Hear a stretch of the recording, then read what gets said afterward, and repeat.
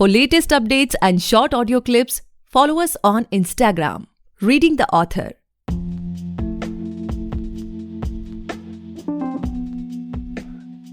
Hey guys, welcome back to the podcast Reading the Author, a unique show where we read authors' mind and not their book. Meanwhile, I truly believe and pray that you and your families are completely safe and healthy as well. Today we have Astha Shukla ma'am with us, the co-author of Knocking the Door of Happiness. Thank you so much ma'am for coming on our show. We are highly grateful कि आप हमारे show पर आए. Thank you, Gaurav, for the invitation and for this opportunity. Sure, ma'am. So, ma'am, before we get into the podcast और हम आपकी book के बारे में जाने, आपके फ्यूचर प्लान्स के बारे में जाने, आपके अपकमिंग प्रोजेक्ट्स के बारे में जाने, I would like you to please introduce yourself. आप अपने बारे में, अपनी बुक की जर्नी के बारे में, कब आपने सोचा कि नहीं अब मुझे एक बुक लिखनी चाहिए, इन सारी चीज़ों के बारे में हमारे लिसनर्स को कुछ बताएं. Well, I am a working professional. और मैं 8th स्टैंडर्ड में थी, मैं तब से लिख रही हूँ. I used to write for my school magazine, college magazine, और it was always the plan कि मुझे कुछ लिखना है, उसे पब्लिश करना है, but it will just come like that. ये नहीं सोचा था. I wasn't sure about it, but it was there in the back of my mind all the time. However, I am majorly into poetry writing and fiction. This book is a non-fiction book. Okay. And it turned out to be a very strange story जो मैं आप सबके साथ share करना चाहूँगी. जो मेरी को-ऑथर है अनुराधा एचएन, वो मेरी प्रोफेसर रही है जब मैं MBA परस्यू कर रही थी बैंगलोर से. 2014 में मेरी उनसे मुलाकात हुई थी और 2014 से हम दोनों ने काफ़ी रिसर्च पेपर्स साथ में लिखे. 2020 में समवेयर अराउंड मार्च अप्रैल में मैम ने मुझे कॉल किया और उन्होंने बोला कि Aastha let us write a research paper, क्योंकि कोविड सिचुएशन थी, बहुत सारी चीज़ें हो रही थी, वर्क लाइफ बैलेंस के ऊपर टॉपिक लगा हमें लिखने के लिए. हमें लगा कि कुछ ऐसा लिखते हैं जिससे लोगों को मोटिवेशन मिले, क्योंकि एवरीवन वाज डाउन, और सिर्फ इंडिया में नहीं, all over the globe it was the same situation. तो we thought like ठीक है, पेपर लिखते हैं. एंड हमारा एम था एक रिसर्च पेपर लिखने का स्पेसिफिकली कोविड सिनेरियो को हाईलाइट करते हुए. हाउएवर जब हमने ब्रेनस्टॉर्मिंग शुरू की, क्योंकि मैम बैंगलोर में रहती है, मैं दिल्ली में रहती थी, तो जो भी कॉन्वर्सेशन होती थी हमारी कॉल पर ही होती थी. तो अक्सर जब बात करते थे तो कभी मैम ने मुझे कोई रिसर्च पेपर या ऑलरेडी पब्लिश्ड आर्टिकल भेजा and then I would have to go through it. तो अक्सर हम लोग क्वेश्चंस या जो भी हमारे फर्दर एनालिसिस होता था उसका, उस बारे में जब डिस्कस करते थे, तो लाइक फ्यू डेज लेटर हम लोग ने सोचा why not right something in generic. मतलब कोविड तो आज है, यू नेवर नो 4 महीने 5 महीने बाद, बिकॉज अप्रैल में बहुत स्टार्टिंग फेज था और किसी को पता नहीं था कि COVID will turn out to be so worse. तो हमने सोचा let us not focus on COVID, कुछ जेनेरिक लिखते हैं जो आगे के लिए भी काम आए लोगों को. और फिर हमने फिर से ब्रेनस्टॉर्म करना शुरू किया स्क्वायर वन से, और हमने सोचा कि एक बुक लिखते हैं और इस बुक में हम वर्क लाइफ बैलेंस के बारे में डिस्कस करेंगे, हम मेंटल हेल्थ के बारे में डिस्कस करेंगे, हम काफ़ी सारी चीज़ों के बारे में डिस्कस करेंगे. और क्योंकि हम लोग रिसर्चर थे तो हमने कुछ 6-7 लोगों की लिस्ट बनाई जो एक्सपीरियंस में हमसे बहुत ज़्यादा हैं और डिफरेंट फील्ड के लोग हैं. कोई लॉयर है, कोई राइटर है, कोई ट्रेनर है. तो हमने ऐसे लोगों को सिलेक्ट किया हमारे कॉन्टैक्ट से, और हमने सोचा कि हम इनसे भी एडवाइस लेंगे और हम जो भी फाइनलाइज करेंगे, चाहे वो बुक हो चाहे वो रिसर्च पेपर हो, ये हमारे पैनलिस्ट या हमारे एक्सपर्ट होंगे जिनसे हम इंटरेक्ट करेंगे और उसके बेसिस पे हम कुछ कंक्लूजन ड्रॉ करेंगे. तो जब हमने पूरा एक ब्लूप्रिंट बनाना शुरू किया कि हम ऐसे ऐसे काम करेंगे, ये चीज़ों पे हमें सर्च करना है, इवेंचुअली हमने स्पिरिचुअलिटी और साइकोलॉजी पे बहुत ज़्यादा रिसर्च करनी शुरू कर दी. और हमने by the end of April और फर्स्ट वीक ऑफ मई में हमारा ये डिसाइड हो गया था कि हम बुक लिख रहे हैं जो हैप्पीनेस के ऊपर होगी. किस डायरेक्शन में जाएगी ये हम श्योर नहीं थे, लेकिन हमें ये पता था कि हमें एक साइकोलॉजिकल एस्पेक्ट और स्पिरिचुअल एस्पेक्ट दोनों के बारे में बताना है लोगों को, दोनों के बारे में बताना है लोगों को. और उसी के बेसिस पर हमारे को उस पर्टिकुलर बुक को उसी डायरेक्शन में लेकर जाना है। तो इस तरह से ये आइडिया आया, और पब्लिशर से इंटरेक्शन के बाद मतलब सब चीज बहुत अनप्लान्ड थी। जहां हम रिसर्च पेपर लिखने वाले थे, हम बुक लिखने लगे, और जहां हमने सोचा नेशनल मार्केट में हम टैप करेंगे, हमारा लक कह दीजिए उसे या फॉर्च्यून कह दीजिए, कुछ भी कह दीजिए, बट हमने हमारी पहली ही बुक ग्लोबली लॉन्च की जो 190 कंट्रीज में अवेलेबल है। So that is how the journey started. Okay. And especially ma'am, like writing something with your teacher, that's quite interesting. Like ये ऐसी की चीज है जो कि बहुत रेयर है, because what I personally feel कि in fact during the time of PhDs या फिर MBA कहीं पर भी अगर कोई स्टूडेंट अगर अपने टीचर के साथ इंटरेक्शन करता है कोई रिसर्च पेपर लिखने में या एनीथिंग लाइक दैट अगर उसमें, बट स्टिल जब उसकी जॉब लग जाती है तो कहीं ना कहीं वो जो इंटरेक्शन होता है वो कम होते जाता है। बट इन योर केस आपने अभी भी वो बॉन्ड बना के रखा है। इनफैक्ट आप लोगों ने एक बुक लिखी, so that's really inspiring I can say. Thank you so much. I would say this is because मेरी मम्मी भी टीचर हैं, और बचपन से मैंने मेरा बहुत ज़्यादा इंक्लिनेशन रहा है मेरे टीचर्स के टूवर्ड्स, और आज भी मेरे काफ़ी सारे स्कूल और डिग्री के टीचर्स मेरे कॉन्टैक्ट में हैं। और Anuradha ma'am is a person जिनके साथ मैंने रिसर्च पेपर लिखना शुरू किया, मतलब मुझे रिसर्च पेपर लिखना नहीं आता था, और उन्होंने मुझे हर क्या बोलना चाहिए, हर एक स्टेप पर मेरी लाइफ में बहुत गाइड किया है मुझे। तो more than a teacher, more than a mentor, I also consider her as a family. तो it is that way I believe. In fact ma'am what I personally felt कि अनुराधा मैम एक live example है कि creative होने की कोई certain age नहीं होती कि अच्छा ठीक है अभी आप हो सकते हैं, इट कम्स एनी टाइम, आप कभी भी बन सकते हैं।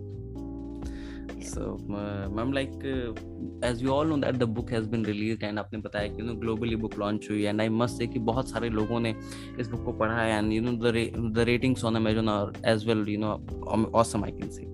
But what I personally feel ma'am कि there must be a certain number of people जिन्होंने अभी तक इस बुक को पढ़ा नहीं होगा।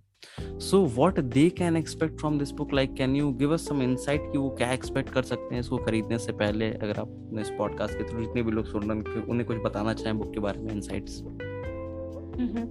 तो सबसे पहली चीज तो मैं ये कहूँगी कि बायसनेस नहीं है, बट काफी सारे Indian readers prefer fiction books, और हम नॉन फिक्शन बुक जब पढ़ते हैं तो हम उन ऑथर्स को प्रेफर करते हैं जो ऑलरेडी एस्टैब्लिश्ड हों, which is a very good thing, but sometimes we should give a chance to a new author, specially people who are trying. Second, ये बुक ऐसी है जिसका कोई निश नहीं है, हर एज ग्रुप का बंदा इसे पढ़ सकता है। थर्ड, लोग अक्सर बोलते हैं, there is a saying, very common saying, money can't buy you happiness, make sure you earn enough before you say it, right? मेरा भी ये मानना है, क्योंकि ऑब्वियसली हमारी एज ग्रुप ऐसी है कि हम काफी टाइम पर मनी को प्रायोरिटाइज कर देते हैं, करियर को प्रायोरिटाइज कर देते हैं, वेयर मैम उस एज ग्रुप से हैं जहाँ she is a wife, she is a mother, उनकी प्रायोरिटीज डिफरेंट हैं। तो दो डिफरेंट एज ग्रुप के लोग जब साथ में आए, अपना पर्सपेक्टिव देखा, और मैं अपने पर्सनल एक्सपीरियंस से ये चीज बताऊंगी कि जब ये बुक पे मैंने काम करना शुरू किया, जब मैंने साइकोलॉजिकल एस्पेक्ट को समझा हैप्पीनेस के, जो हम अक्सर इग्नोर करते कि हमारी मेंटल हेल्थ कितनी इंपॉर्टेंट है, हमारी सेल्फ केयर, जो अक्सर लोग सेल्फ केयर और सेल्फिशनेस में एक बहुत थिन लाइन ऑफ डिफरेंस होती है और वो हम हमेशा इग्नोर कर देते हैं।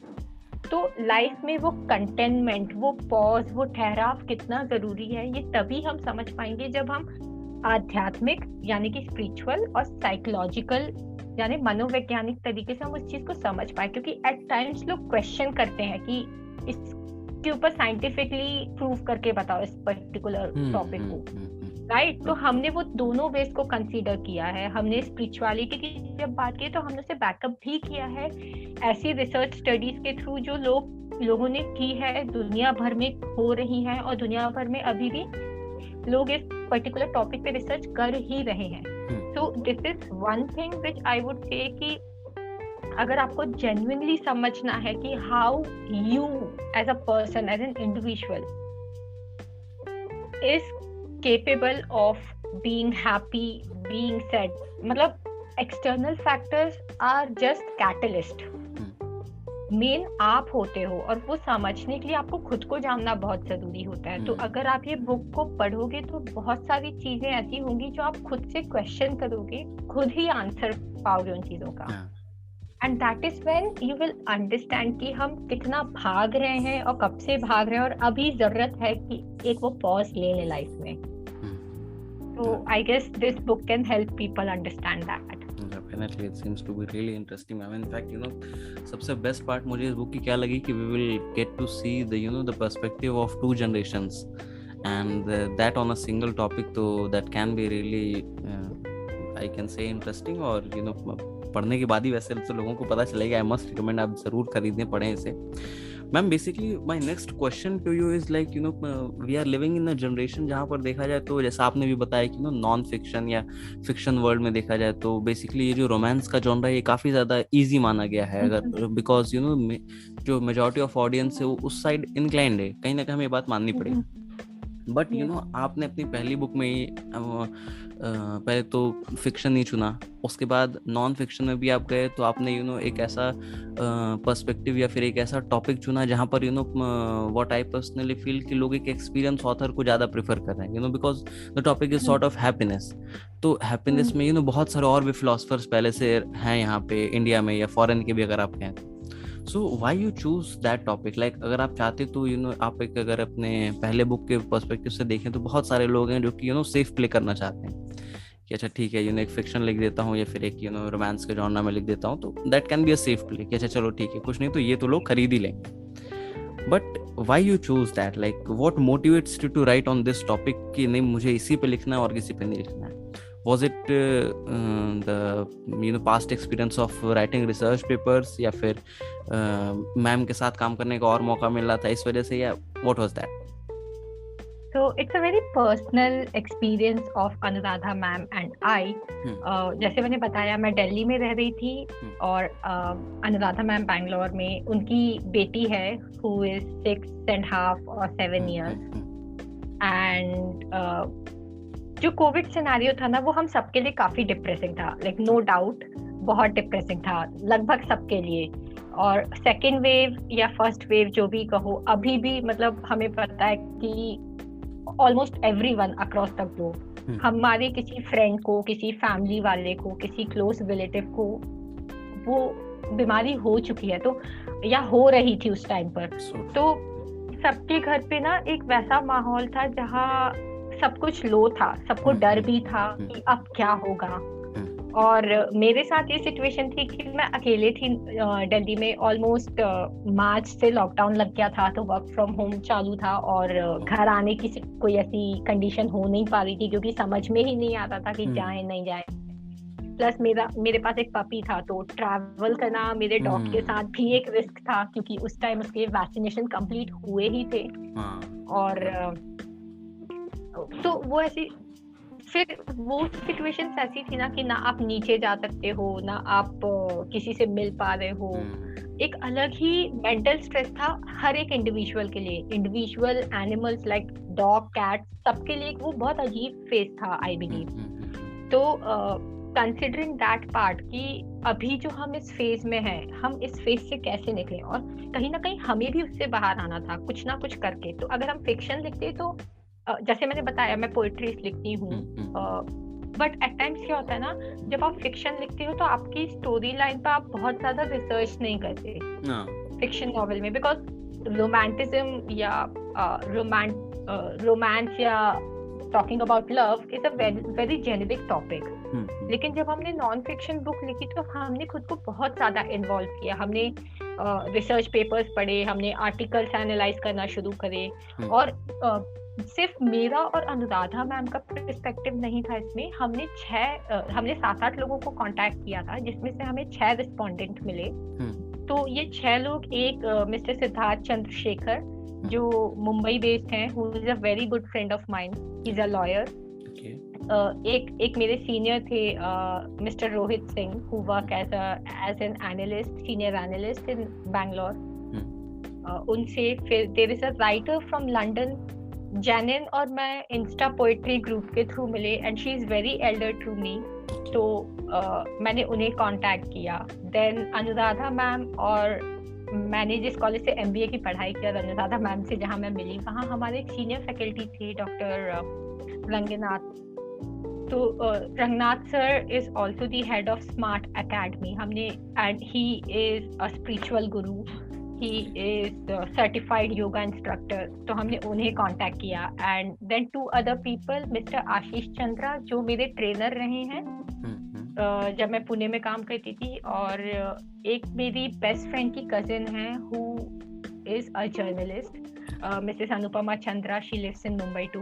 तो हमने ऐसे 6 लोगों को कांटेक्ट किया जो डिफरेंट फील्ड के हैं, उनका पर्सपेक्टिव भी समझा कि उनके अकॉर्डिंग हैप्पीनेस क्या है। और इन 6 एक्सपर्ट्स की भी डिटेल हमने बुक में लिखी, और इन्हें हमने क्वेश्चन सेंड किया था जो सब्जेक्टिव था नेचर में, ताकि अपने व्यूज लिख सकें उस पर्टिकुलर क्वेश्चन के बारे में। और हमने ये क्वेश्चंस को बुक में इंक्लूड किया है और उन सबके आंसर्स का एक जिस्ट निकाला। तो हमने हमारे एज एन ऑथर हमारे पर्सपेक्टिव से ज्यादा हमने दूसरों के पर्सपेक्टिव को इम्पोर्टेंस दी, क्योंकि as a person who is in his early 20s और मिड 20s, हमारे लिए बहुत सारे लाइफ एक्सपीरियंस अभी भी नहीं आए हमारे सामने। लाइक आई वुड से कि हमने अभी तक लाइफ बहुत ज्यादा लेवल पे नहीं देखी। लेकिन ये जो लोगों से हमने कांटेक्ट किया, they all are elder. Like Siddharth is elder to me, not as elder, but he has stayed in London, he pursued his masters in London. तो उसका एक अदर पर्सपेक्टिव था, क्योंकि इंडिया में रहने के बाद आप अब्रॉड गए तो आपने और चीजें देखी और एक्सप्लोर किया। Ranganath sir is a person who is like 69 और 70 इन एज, तो वो तो काफी सीनियर है, तो उनकी life experience is completely different. तो इन लोगों का पर्सपेक्टिव समझना और उसे ऑडियंस या रीडर्स तक ले जाना हमारा मेन एम था, क्योंकि हमारी जनरेशन और जो जनरेशन जी या जेड जनरेशन जिसे बोलते हैं, वो अक्सर चीजों को नहीं समझती। हम बहुत एडमेंट है नेचर में, तो हम वही करना चाहते हैं जो हमें लगता है कि सही है। और अगर ये बुक मेरे पर्सपेक्टिव से होती या अनुराधा मैम के पर्सपेक्टिव से होती तो काफी सारे लोग उसे इम्पोर्टेंस नहीं देते। बट हमने हमारी बायसनेस या हमारे प्रेजुडाइसेस को दूर में रखते हुए उन लोगों से कांटेक्ट किया जो एक्चुअल में हमें गाइड कर सके based on their experience, based on their several other factors they have faced in their life, जो हमसे कहीं ज्यादा है। Definitely. In fact, what I personally felt, it's less sort of a book and more of a, experience what I can see, जिसमें आप सिर्फ 2 ही लोगों के एक्सपीरियंस नहीं बल्कि और बहुत सारे लोगों के अलग अलग पर्सपेक्टिव हैं, अलग अलग एक्सपीरियंसेस हैं कि हाउ दे फील हैप्पी या something like that, right? Yes. Okay. So I'm like, can we expect more such books from you, or you want to experiment a little bit on other genres as well? Like future में क्या plan है? ऐसी books लिखने हैं या फिर और भी अलग अलग टाइप के बुक लिखने हैं? Like what's the upcoming plan? So बहुत सारी चीजें हैं पाइपलाइन में. Most of them will be non-fiction.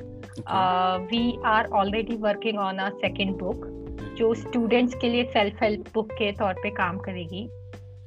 That is what we are already working on too. Okay. और we are also planning to, like, आपसे मेरे इंटरेक्शन के जस्ट थोड़ी देर पहले I was on a call with Anuradha ma'am and we were talking कि हम spiritual aspect को और ज्यादा एक्सप्लोर करके लोगों के सामने लाते हैं. बिकॉज अभी सडनली कोविड के बाद almost everyone have started inclining towards spirituality. मतलब जो बच्चे भी पहले एक्सरसाइज नहीं करते थे, आई am not talking about gym जाने वाले, बट ऑलमोस्ट सब योग करने लगे हैं, मेडिटेशन करने लगे हैं. तो उसके बारे में हम लिखें ताकि हर जनरेशन के लोगों को कुछ फायदा हो सके. लाइक हमें मॉनेटरी बेनिफिट हो नहीं हो, that is the second part, but we can contribute somehow for the society. In fact, ma'am, what I personally want to say, the word which you have said, monetary thing to secondary, that's really a big word in itself. Like बहुत कम ऐसे लोग होते हैं आजकल के time में, what I personally feel, जो कि अपने किसी काम से पैसे नहीं कमाना चाहते. They want to just benefit the society, ताकि उनके जाने के बाद भी उनके काम से लोग उनको याद रखें. So that's really something big. So ma'am, like जैसे आपने बताया कि में और भी बुक्स आ रही हैं, बट आपकी जितनी भी बुक आ रही हैं सारी क्या अनुराधा मैम के साथ ही आ रही हैं?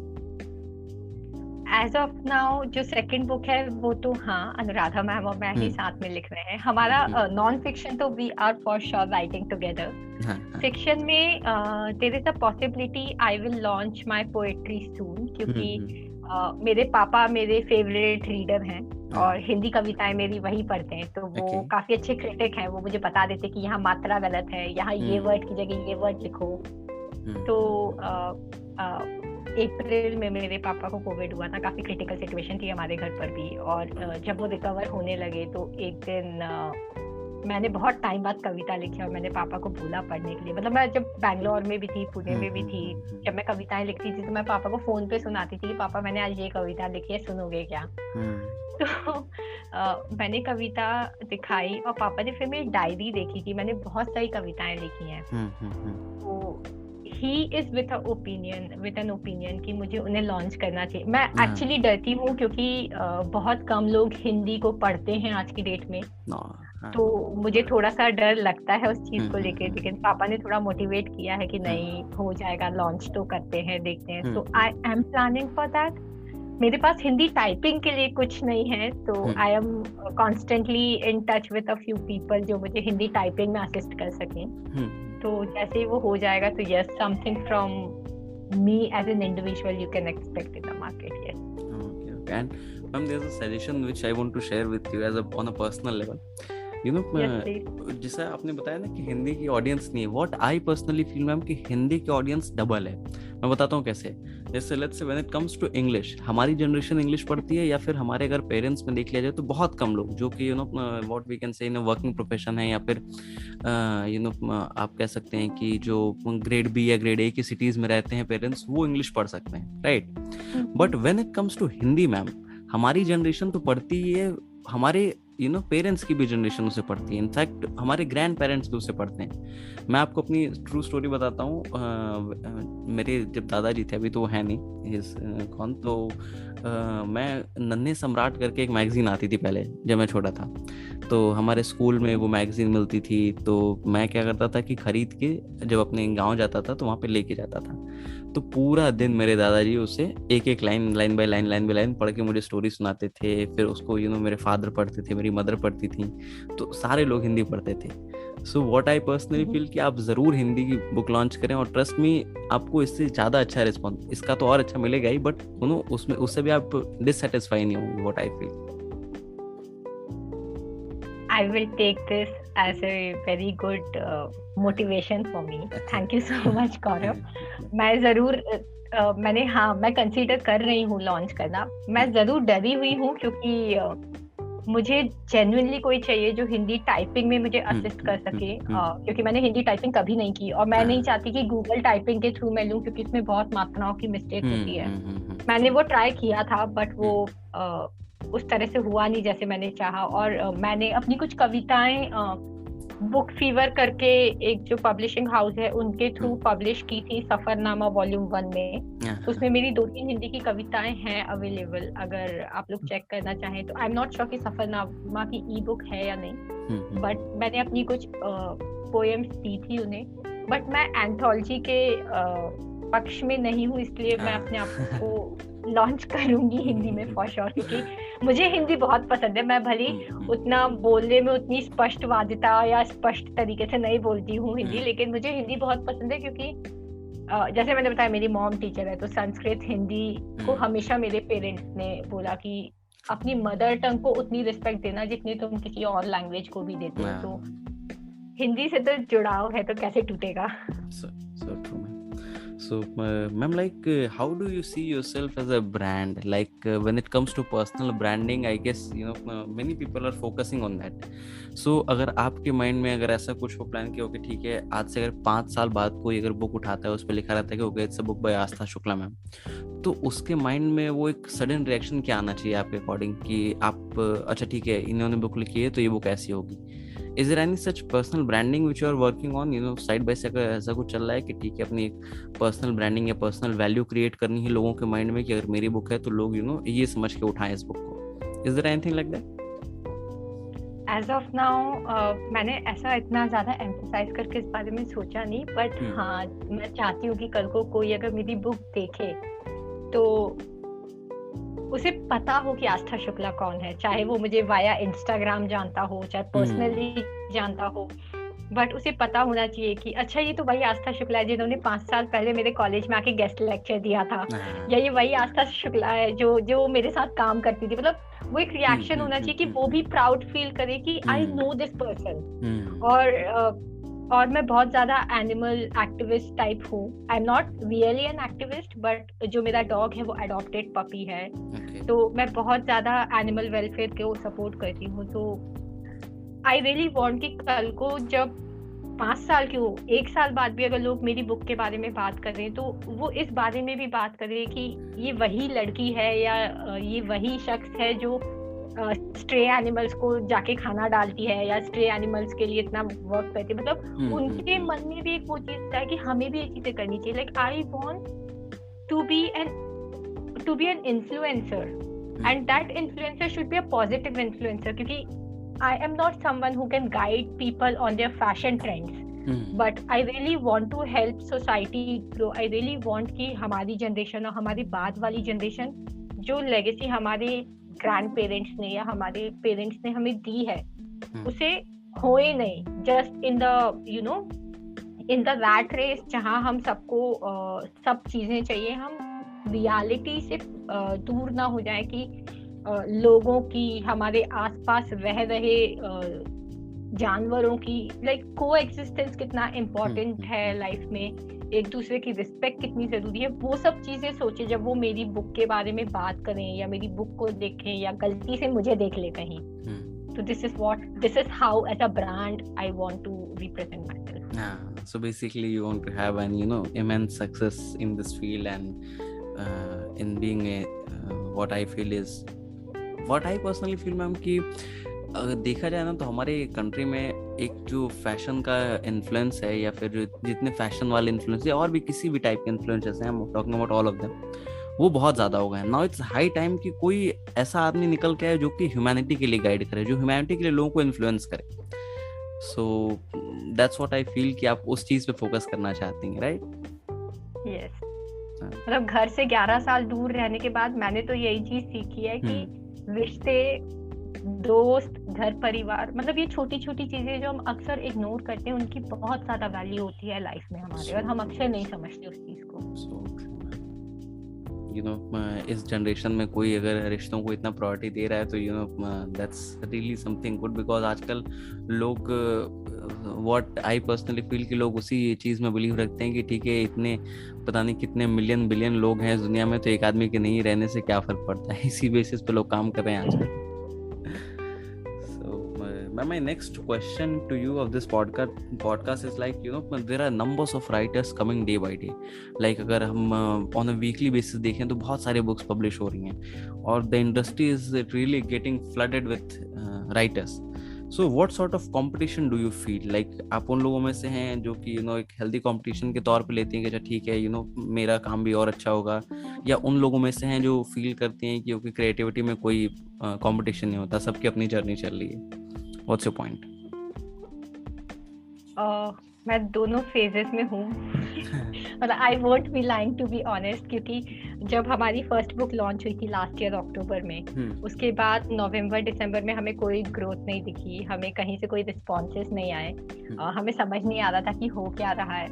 तो जब मैं किसी की बुक लॉन्च इवेंट देखती थी या किसी बुक का रिव्यू पढ़ती थी, जिस तरह की रीच है उस पर्टिकुलर ऑथर की और नए ऑथर्स की, आई एम नॉट saying कि old authors जो already established हैं उनकी बात नहीं करती, like उनसे तो comparison ही नहीं है obviously, but जो नए authors हैं तो एक point of time ऐसा आया है मेरी life में जहाँ सोशल मीडिया ने बहुत नेगेटिवली मुझे इम्पैक्ट किया. मतलब मुझे एंजाइटी होने लगती थी कि यार मेरे इतने फॉलोअर्स हैं, उसके पेज पे इतने फॉलोअर्स हैं, या उसका एक पोस्ट की इतनी रीच जाती है, मेरे इस पोस्ट की रीच नहीं जाती है.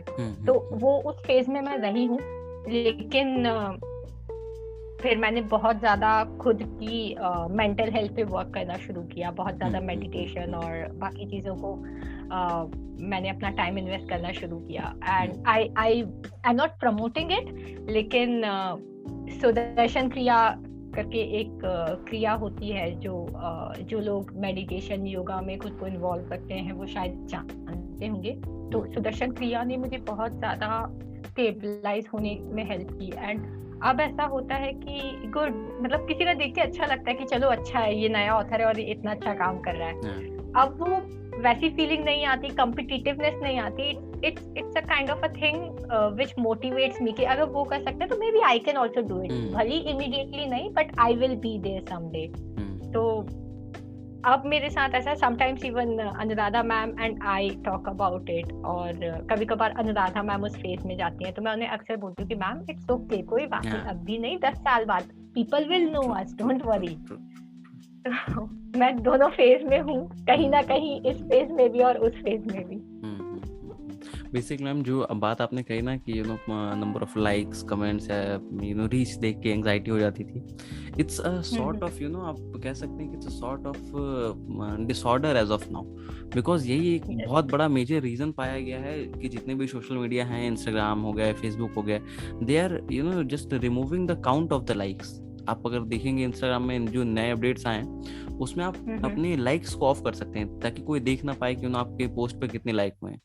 तो एक रिपोर्ट में बताया गया कि this gives people a sense of satisfaction कि चलो किसी को दिखेगा नहीं कि मेरे पास कितने लाइक हैं, they will just simply like it. तो दैट हैज टू बी बहुत कम ऐसे लोग होते हैं जो कि इस चीज से निकल पाते हैं. Because when I was starting all this thing I guess around 4 years बैक, तो मैं भी ना जैसे लोगों को मैसेज करता था कि अच्छा ये मेरा पेज है, आप प्लीज लाइक कर देंगे क्या, प्लीज लाइक कर देंगे. तो जैसे जैसे वो एक लाइक बढ़ती थी इतनी खुशी होती थी मुझे. बट सडनली वो कह सकते हैं कि टाइम के साथ हर आदमी सीख जाता है. फिर एक फेज आया कि अच्छा ठीक है, अपने काम पे वर्क करो, लोग ऑटोमेटिक अगर पसंद आएगा तो आ ही जाएंगे. मैम लाइक आपने बताया कि आप 8 स्टैंडर्ड्स लिख रहे हैं और एज ऑफ नाउ अभी आप एक कोई जॉब भी कर रही हैं. तो do you have any writing schedule for it? Like अगर आप डेली दिन में कुछ स्लॉट्स अलॉट है कि ठीक है मैं डेली इतने बजे से इतने बजे तक लिखूंगी, या दिन में लेट्स से 2 घंटे लिखूंगी, या इट्स जस्ट रैंडम कि कोई थॉट आया तो पहले फोन में नोट कर लिया फिर किसी दिन बैठ के आराम से लिख लिया, कैसे होता है? मुझे फोन तो बिल्कुल नहीं पसंद है. मैं पेन पेपर वाले पुराने टाइप की हूँ. Like I am very old school. मेरे पास एक नोटपैड और पेन हमेशा रहता है. 90% ऑफ द टाइम रहता है मेरे पास. I am not a discipline writer, absolutely not a discipline writer. मेरे साथ अक्सर होता है कि आज मुझे बिल्कुल कुछ नहीं लिखना है और फिर कभी ऐसा होगा कि पूरी रात जग कर सब कंप्लीट करना है मुझे. तो वो बहुत खराब आदत है. I know a writer should be discipline, but मेरे साथ वैसा नहीं है. अक्सर कविताओं के लिए, क्योंकि काफी ऐसे लोग होते हैं जो किसी के बोलने पर तुरंत कविता लिख देते. किसी ने बोला कि तुम दीवार के ऊपर कविता लिखो और वो शायद तुरंत कविता लिख दें. और मेरे साथ वैसा नहीं होता. कोई अगर मुझे प्रोवोक करेगा कि नहीं इसी टॉपिक पे लिखो, तो शायद मैं लिख ही ना पाऊं. तो ये बहुत बड़ा ड्रॉबैक है मेरा. मुझे नहीं पता इस पे वर्कआउट कैसे करना है. अगर आपका कोई ऑडियंस है जो मुझे गाइड कर सके इस चीज को लेकर, तो I would be so happy to understand the concept. But मैं बहुत इनडिसिप्लिन्ड हूँ इस मामले में, क्योंकि देयर आर डेज मुझसे नहीं होता. मेरे दिमाग में कोई थॉट नहीं आता. मुझे पता है कि मुझे क्या लिखना है, बट मैं नहीं लिख पाती. और इसका बहुत अच्छा एग्जांपल मैं आपको देती हूँ. There is a novel which I have started writing in 2018. Almost like 2018 में मेरे पास ब्लूप्रिंट था कि मैं इस नॉवेल को शुरू कर रही हूँ. That was supposed to be my first novel, fiction novel. मैं उससे शुरुआत करना चाहती थी अपने करियर की. वो नॉवेल मेरी आज तक पूरी नहीं हुई है. मुझे पता है कि इसे एंड कैसे करना है, but I am just not able to complete it for some reason. और मुझे नहीं पता, वो मोटिवेशन नहीं आ रहा उसे कंप्लीट करने के लिए, या मुझे ऐसा लग रहा है अभी ये टाइम नहीं है, मुझे नहीं पता, बट वो अभी भी पेंडिंग है और मेरी दूसरी बुक पाइपलाइन में। So I am an absolute indisciplined writer, जो बहुत खराब आदत है, मुझे इस पे वर्कआउट करना है। Let's see. So basically ma'am what I want to say कि हर बुक की ना अपनी किस्मत होती है, जैसे लोग कहते हैं। So that depends, and basically ma'am जो आपने बताया कि you are not a disciplined writer, तो I have conversation with around 40 plus authors as of now।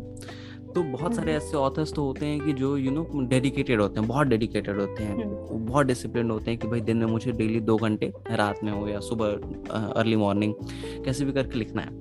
But बहुत सारे ऑथर्स होते हैं, बहुत सारे ऐसे लोग होते हैं, जिसमें से मैं भी एक हूँ, जो कि अगर कोई इनको बाउंड कर दे कि अरे आपको 2 घंटे डेली लिखना है, तो ट्रस्ट में वो 2 घंटे में बैठ के पेन हिला सकता हूँ ऐसे ऐसे करके, बट मैं लिख नहीं सकता कुछ भी। So what I personally feel, या मैंने भी बहुत लोगों से ऐसा सुना है और भी पॉडकास्ट में कि creativity is something which comes to you can't just chase it कि अरे नहीं मुझे क्रिएटिव होना है, मुझे लिखना है। तो हर अपनी अपनी एक अलग अलग बात होती है। So that's what I feel. Agreed. Ma'am, my next question to you is related to your personal life. You have talked about your books journey, आपके upcoming plans के बारे में हमने जान लिया, आपकी book से related जितने भी vision है सब हमने जान लिया। Now coming to your personal life, can you share with us like what was the most happiest moment of your life as of now? I guess there were 2 moments which I will always remember.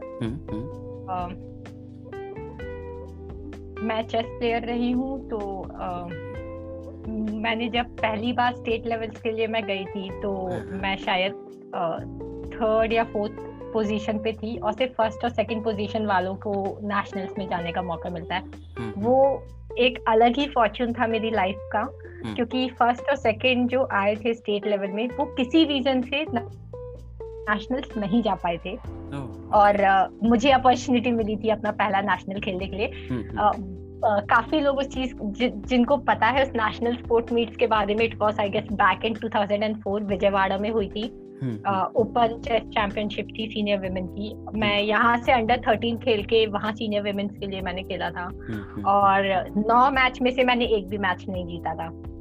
तो आज भी मेरे certificate पे 0 लिखा हुआ है, but I feel so proud, क्योंकि मैं 13-14 साल की थी और मुझे नेशनल्स खेलने का मौका मिला था, जो मुझे नहीं पता था कि मुझे मिलेगा। वो मेरी लाइफ के लिए बहुत इम्पोर्टेंट और बहुत खुशी का माहौल था। और क्योंकि मेरे पापा भी स्पोर्ट्स पर्सन रहे हैं, तो जब मैं कहीं जाती थी ना, मतलब सिटी में इन एंड अराउंड किसी टूर्नामेंट के लिए, तो सब मेरे पापा को जानते थे, क्योंकि मेरे पापा ने यूनिवर्सिटी से फुटबॉल या हॉकी खेला हुआ होता था।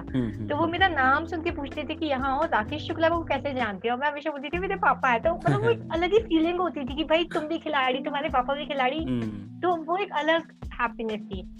और दूसरा सबसे ज्यादा शायद हैप्पी मोमेंट मेरी लाइफ का था जनवरी 14, 2020।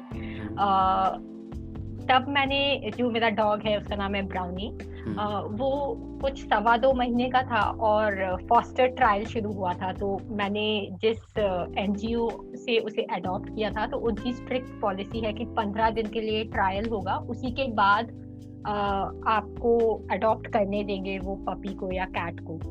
तो जब मैंने उसे पहली बार अपने आर्म्स में लिया था, there was a sense of I don't know whether it was happiness or it was beyond that, क्योंकि मैंने वो कभी फील नहीं किया। मतलब मुझे डॉग्स बचपन से बहुत ज्यादा पसंद है, बट ब्राउनी के लिए मैंने वो हर चीज की जो शायद एक मम्मी अपने बेटे के लिए या एक माँ अपने बच्चे के लिए करेगी। तो उसके लिए उसके साथ सोना, उसे बिल्कुल गोद में उठा के रखना। जब तक मैं ऑफिस जाती थी तो तब तक मैं गोद में ही रहता था, लाइक बहुत। तो वो एक बहुत ही ऐसा मोमेंट था जिसने मुझे खुद की केयर करना भी सिखाया, और मुझे कुछ ऐसा भी बनाया जहाँ मैं एक बेबी की भी केयर कर सकूं। तो शायद वो बहुत ही अलग मोमेंट था मेरी लाइफ का। तो ये 2 मोमेंट्स हैं। And ma'am, like what's your current mental state like as of now, as an author हो गया या फिर as a person, कौन सी ऐसी चीजें हैं जिस पे अभी आप फोकस कर रही हैं in your personal life? मैं अपने गुस्से पे बहुत ज्यादा फोकस कर रही हूँ because there had been a time जहाँ मुझे बहुत जल्दी गुस्सा आता था. So as I told you, Sudarshan Kriya तो काफी हेल्प करती है मुझे अपने आप को ग्राउंडेड रखने के लिए, थोड़ा काम रखने के लिए. और second what I am working on too is I am trying to put on weight, क्योंकि मैं जब घर आई थी I was really in a bad shape, मतलब बहुत ज्यादा हेल्थ गिरी हुई थी. Probably 7 months of lockdown have hit me hard. मतलब वो 7 महीने में वर्कलोड भी था, खाने पीने का कोई स्केड्यूल नहीं होता था, तो शायद उसके कारण. तो अभी जब से मैं घर पर हूँ, ऑलमोस्ट नवंबर में मुझे 1 साल हो जाएगा घर आए. तो I am trying to focus on my physical health too, क्योंकि मैं काफी ज्यादा वीक आई थी जब मैं घर आई थी. तो अभी I am putting on weight, getting back to normal. So anger, like physical and mental health, what I'm working on too. As of now, on the scale of 10, if 10 is highest, I am somewhere on 5. So I have a long way to work. Okay. And as an author, कौन सी चीजें इस पे आप focus कर रही हैं?